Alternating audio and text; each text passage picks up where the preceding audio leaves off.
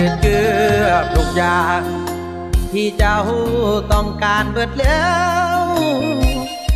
แต่บ่เห็นแววความหักสิดีขึ้นตื่